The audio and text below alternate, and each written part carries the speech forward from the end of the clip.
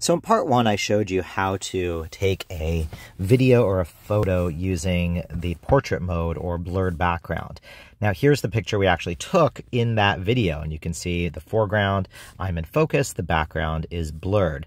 Now in the gallery app, or the photo editor, I'm going to show you that even though you've already taken this photo, you can actually still modify it. So you can see when I've got the photo highlighted, you can click at the bottom center, change background effect. And here you can, again, reduce or increase the blur. And you can even change the effect type. We can move to that studio effect where it's sort of lighting. Here's those monochrome effects we talked about. Here's that background or backdrop effect, and you can kind of increase the intensity of it. All of a sudden make it go away. You also have a slider on the side for highlighting the lighting on the person's face. Keep going through these effects. You can do the cool color point one where I showed you, where the foreground or the focused object is in color and the background is blurred.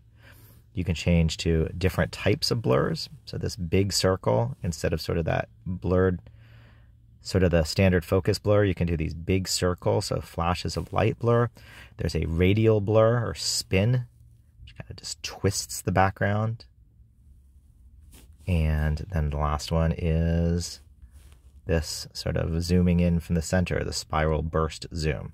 So after you've taken a photo, you can then still come in and modify the type of portrait mode that you're using, which I think is really nice. And you can apply that and save to a different photo.